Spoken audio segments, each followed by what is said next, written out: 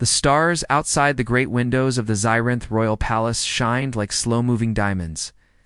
Deep inside the towering structure of gold and dark blue metal, the corridors echoed with soft footsteps. The Zyranthians were an advanced alien, race doll, smooth-skinned and sharp-eyed. Their technology was thousands of years ahead of Earth's, and now, humans and Zyranthians were allies. Inside the palace, one human walked silently in a crisp gray uniform. His name was Eli Grant, a 28-year-old soldier from Earth. He had been trained as a guard, but never expected to serve in an alien royal court. Eli's job was to protect the royal family, especially Queen Nicera, the noble and kind leader who was always calm, polite, and graceful. She spoke softly, moved like flowing water, and treated every life form with dignity. But she was married to King Varan, a strong and mysterious ruler who often looked cold and silent. Eli was not trusted by many Zyranthian guards. They called him Soft-Eyed, or the Earthman. But he didn't care. He watched, listened, and learned quickly. One night, as Eli finished his rounds near the royal chambers, he passed a dark hallway that was normally closed off. But tonight the door was open just slightly. Curiosity tugged at him. Quietly he stepped closer and stood near the shadows. Inside, he saw King Varan standing with his advisor, a thin creature named Jerul, who always smelled like metal and oil. The king's deep voice echoed through the chamber. "She still believes in the Earth Alliance," Varan said in Zyranthian language. "She is loyal," Jerul replied, "but her loyalty blinds her. She must not wake up tomorrow." "Make sure the sleeping chamber is prepared," the king said coldly. "The gas must release at midnight. I want it to look like a natural illness." Eli's translator implant hummed softly. It caught every word, turned it into English, and whispered it into his ear. At first he thought he misunderstood. Then he listened again. His heart began to pound. They were planning to kill Queen Nicera. Tonight, Eli took a quiet step back. A small metal piece under his boot shifted, making a soft click. He froze. Inside the room, both heads turned. But Eli quickly moved away, walking fast back into the main hall. His mind raced. Should he report this? To whom? The guards followed King Varan without question. There was no time to think too much. He only had one choice. Tell the queen. He moved quickly through the garden hallway and turned toward her private wing. The guards stood outside her chamber, dressed in shining armor. They looked at him with narrow eyes. "I must speak with the queen," Eli said. "She is preparing for rest," one replied. "You are not allowed. It's urgent," Eli said. "Life is in danger." The guards exchanged a glance, but didn't move. Then, behind them, the door opened. Queen Nicera stepped forward, wearing a silver-blue robe. Her eyes calm but curious. "Let him in," she said. Inside her chamber, the room glowed gently with soft lights. The walls shifted color with her mood right now. They were light purple. "The color of peace?" Eli bowed deeply. "Your Majesty, I must speak freely. Please forgive me." Queen Nicera raised a hand. "Speak, Eli Grant. You have served well. I trust your word." He looked up into her eyes. "Don't go into your chamber tonight. Your husband wants to kill you." Silence. Nicera's face didn't change, but her hands slowly lowered. Eli continued, voice calm but fast. "I overheard King Varan speaking with advisor Jerul. He said the gas in your sleeping chamber would release at midnight. They want it to look like you died in your sleep." The queen stepped back, her breath caught in her throat. "You must have misunderstood.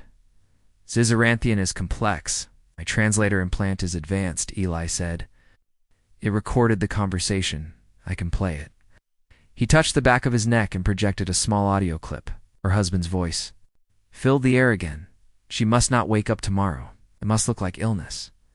Nicera's hands trembled now, but her voice stayed steady. "You took a great risk coming to me." "I had no choice," Eli said. "You showed me kindness. I couldn't stay silent." She walked slowly toward a control panel and pressed a button. Her sleeping chamber door closed behind a thick wall. You did the right thing, but now you're in danger too. A soft chime rang in the air, someone at the outer doors. The queen pressed a switch. Who is it? It's the king, came the voice of Varan. Nicera's eyes went wide. It's she. Looked at Eli, then at the hidden door to the inner chamber.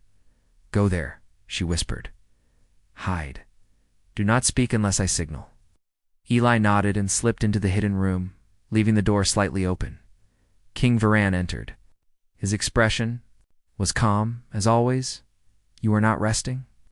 I wanted to look at the stars, Nicera said. Strange, he replied.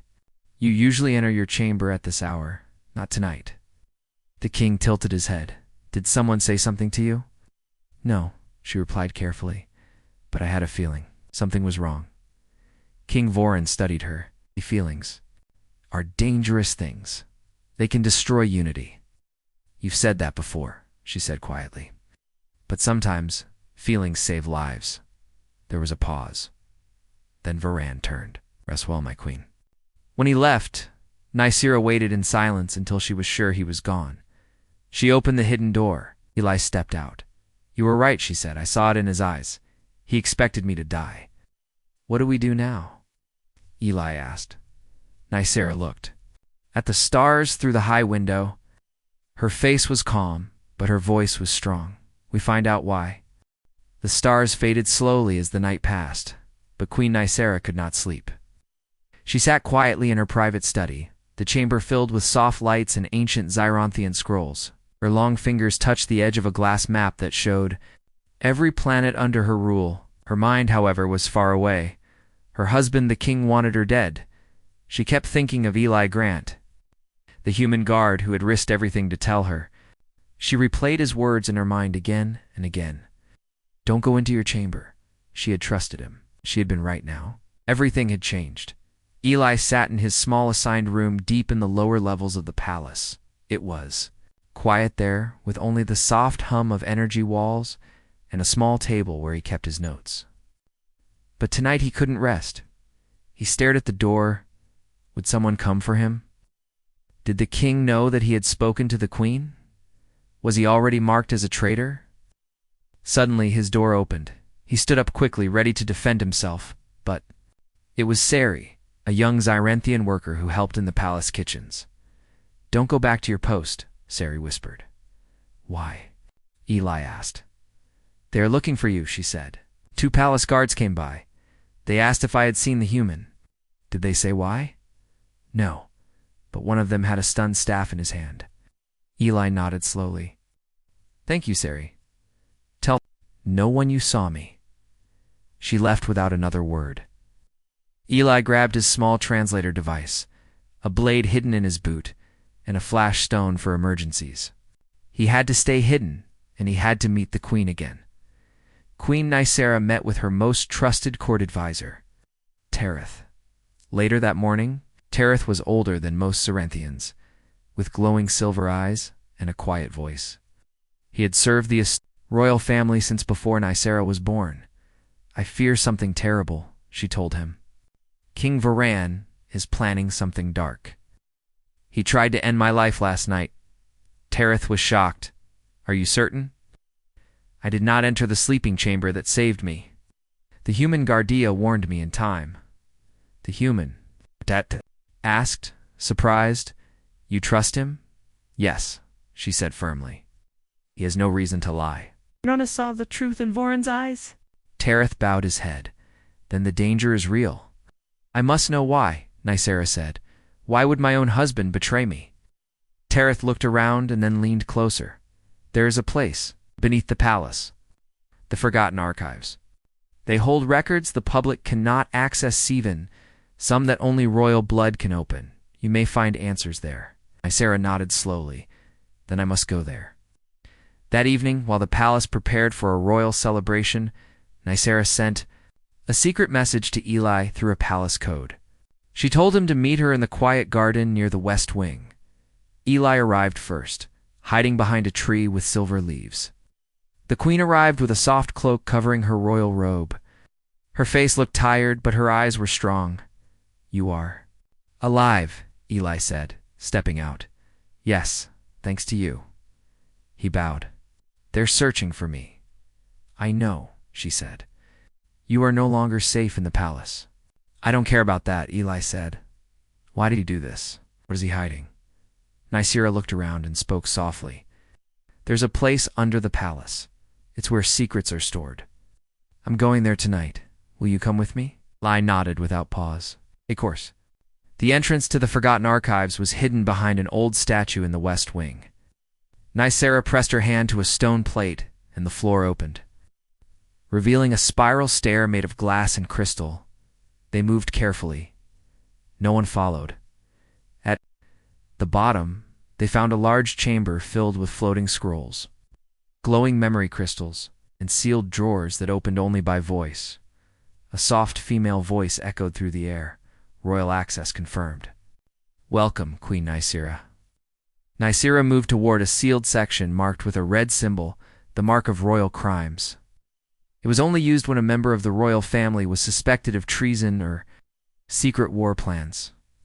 She unlocked the section and pulled out a dark memory stone. Eli helped her place it into a viewing sphere. The stone projected old videos, documents, hidden communications. One file stood out. Project Harmonic Storm. They watched in silence. The video showed King Varan speaking to a group of masked figures. Earth's alliance is a mistake, he said. We weaken ourselves by trusting them. If the Queen does not support a stronger future, she must be removed. Eli clenched his fists. So it's about power. Nicira said nothing. Her eyes were fixed on another image. A secret laboratory deep in the mountains of Planet Z. YRENTH-4. There. A strange device was shown. It glowed with golden rings and soft humming light. This is the voice of fire, the video said. Controls. Minds through harmonic waves. One pulse can bend the will of thousands. Nicira turned pale. I thought that device was destroyed generations ago. Looks like Varan rebuilt it, Eli said. She took a deep breath. He wanted to use it on me. Or worse, use it on the entire council to take full power. Suddenly the wall behind them lit up with red symbols. Unauthorized viewing detected. Exit now. Come on, Eli said. We've been spotted. They ran back up the stairs, but when they reached the hallway, 2 guards were waiting. Stop. One shouted Eli. Acted fast. He threw a flash stone to the floor. The light blinded the guards for a moment. He grabbed Nicira's hand and pulled her. Through the servants' tunnel nearby, they ran through steam-filled passages and narrow halls. At last, they reached her private chamber. You need to act now, Eli said, catching his breath. We'll try again. Nicira nodded. I must gather proof. I must speak to the council. But I need time. Time is something we may not have, Eli warned. She looked at him, her face calm but full of fire. Then we fight back, not with war but with truth. The morning sky above the Zyranthian palace turned gray with clouds. Wind brushed across the tall towers.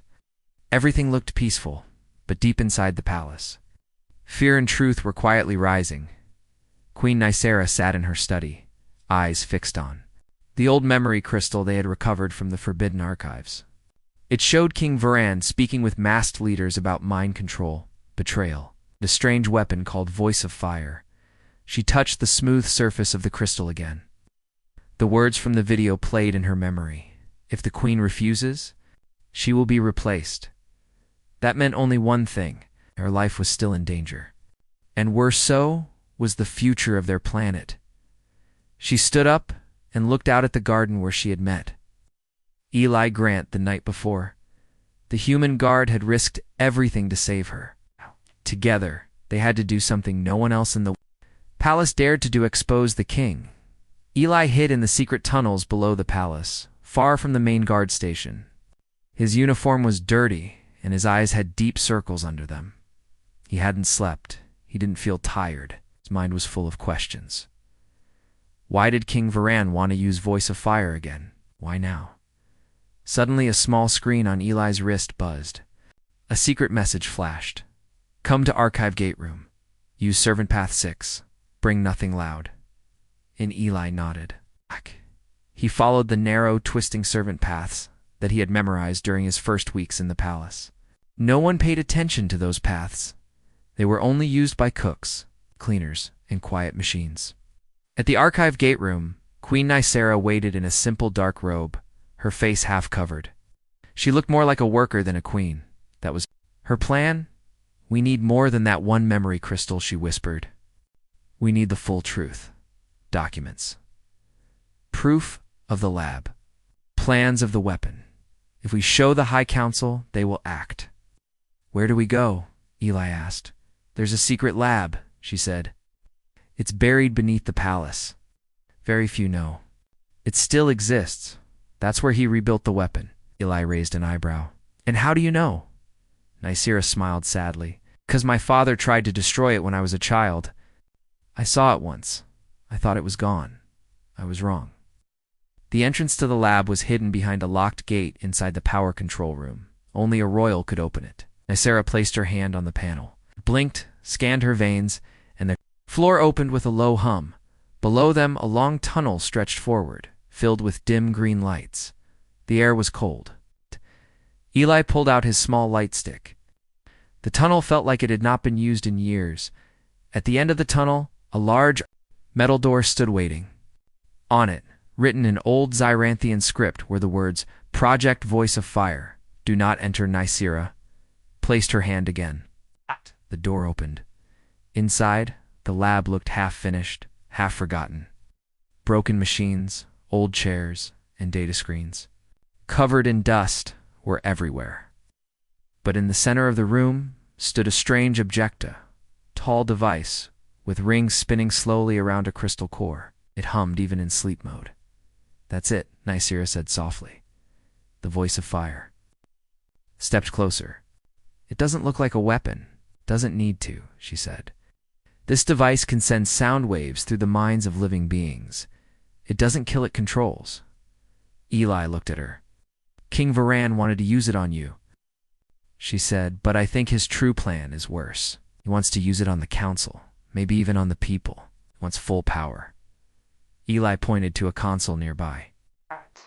Let's see what this thing's been doing.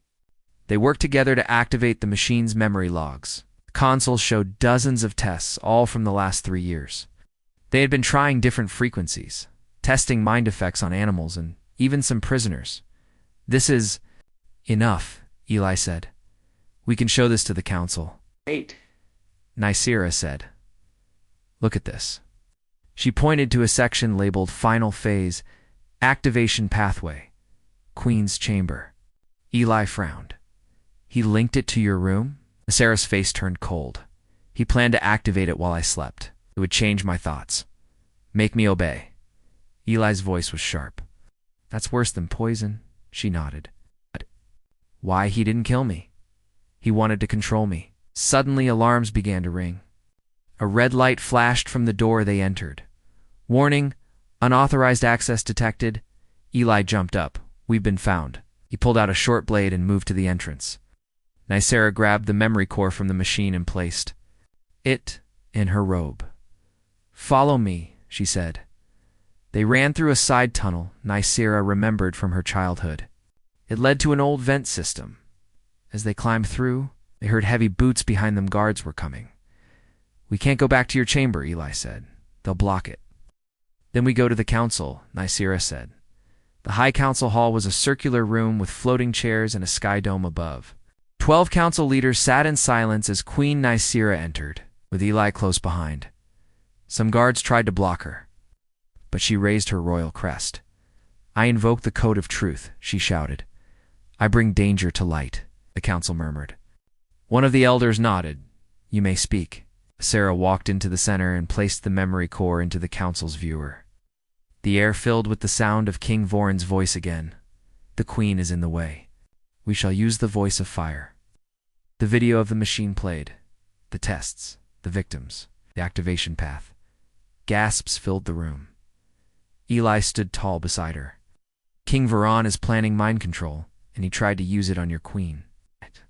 Of the council members stood. Where is the king now? He left the palace for a short tour, Nicera said. He may already know we found the lab. The council moved quickly. Orders were given. Royal guards loyal to the queen were called. Advisor Tereth entered, bowing. I saw this coming, he said softly. We stand with you, my queen. Later that evening, Queen Nicera and Eli stood on the palace balcony. The sun set across the horizon. The people below did not know how close they had come to losing their freedom. You were right to warn me, Nicera said. Eli looked at her. I only did what was right.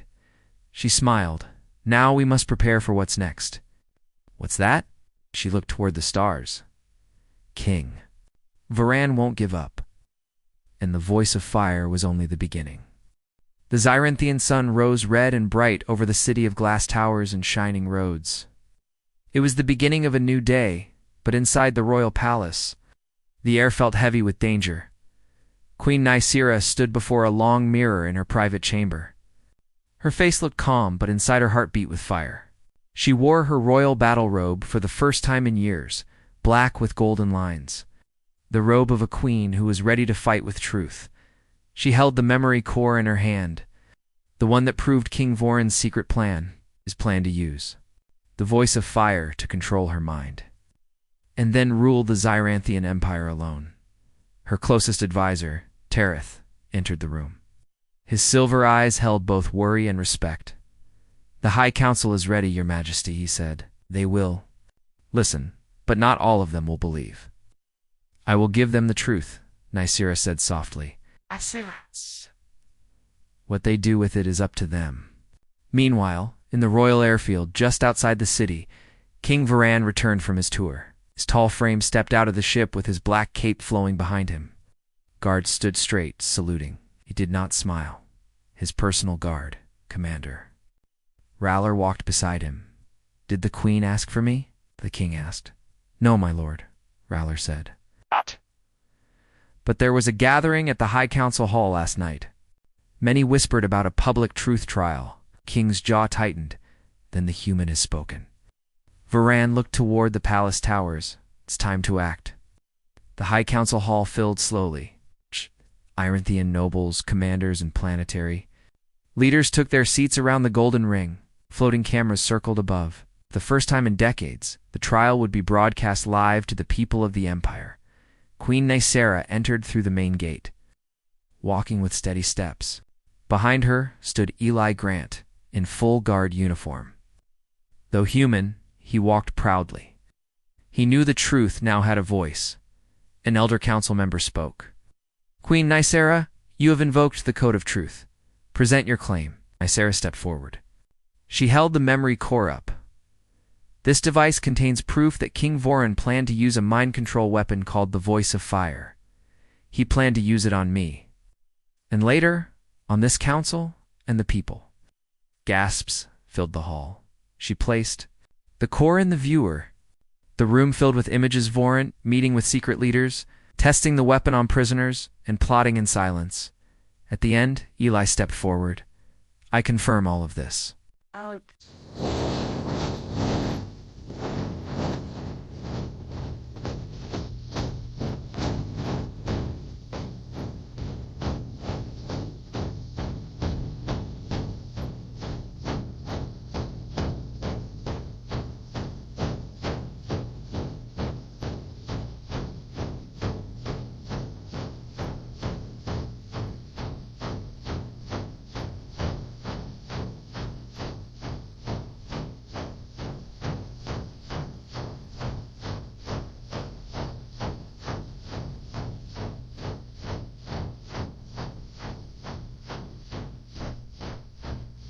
Assassin El Sassinsen. To activate inside her chamber. A wave of noise filled the hall. Some council members nodded. Others looked afraid. Just then, the chamber doors flew open. King Varan entered. His eyes were cold. His voice was deep. Lies, he said. Stories told by a human and a weak queen. He walked into the circle and stood tall. I'm the king of Zyronth. I brought peace, I brought strength, and now you question me? One of the elders stood. Do you deny the weapon exists? I deny nothing, Varan said. The voice of fire was made long ago, but I rebuilt it to protect us. Not to control, but to defend. Nisera's voice rose. You wanted to control me? You built a path into my chamber. You were going to take my will away. Varan stepped closer to her. You were in my way, he said quietly. You cared too much for humans. You wanted peace when we needed power. Peace is not weakness, Nisera replied. And you have betrayed everything our people stand for. Suddenly, a warning flashed across the council room wall. Security breach in Palace Control Center. Unauthorized access to defense systems. Tereth stood quickly. The king planned this. He is taking control by force. Council members, shouted Devor, turned to his guards, seize them all. But many guards did not move. They looked at the queen, at Eli, at the evidence. They had seen the truth. Half of the royal guards raised their weapons against the king, Varan's own guard. Commander Raller shouted, protect the people. The hall turned into chaos. Shouts, flashes of light, and energy shields filled the air. Eli pulled Nisera behind a pillar. We have to stop him before he reaches the palace core. That's where the voice of fire can be activated. Nisera nodded. Let's go. They ran through secret passages as the palace shook with conflict. Loyal guards fought rebel ones. Servants hid in corners. The people of the city watched everything through floating screens, some in fear. Some in anger. In the palace control center, King Voran moved toward the main console. He touched the red button labeled VF activation, just as his hand reached the screen. Eli burst in. Weapon ready. Step away, he shouted. Voran laughed. You, a human, you don't belong here. I belong where truth is needed, Eli said. Nisera entered behind him, holding her crest of royal command. I order you to stand down, Varan. This is treason, Varan sneered. I am the Empire. You are Nisera, said calmly. Now, the Empire chooses truth. Varan pressed the button. The device below the palace began to hum. Harmonic waves began to rise. Eli rushed to the console and pulled open a power cable. Sparks flew. He reached for his implant. Don't. Nisera shouted, but Eli pressed a button at the back of his neck. A sharp sound burst through the room. The implant sent a counter-frequency into the system. Pain rushed through his head. But the voice of fire stopped. The machine turned silent. Smoke rose from the cables. Varan stared in disbelief.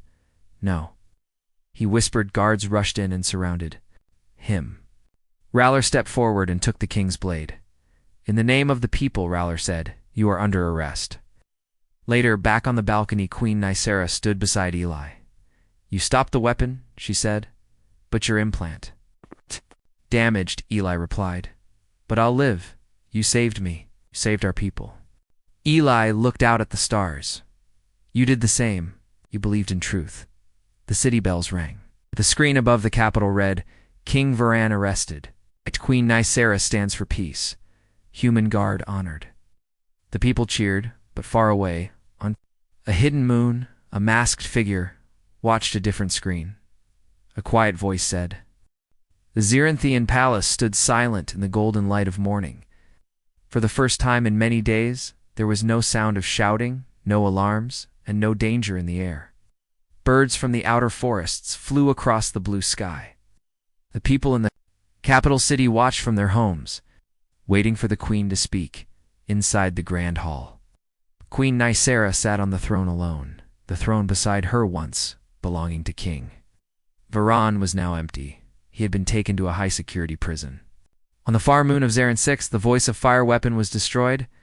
The lab was sealed forever.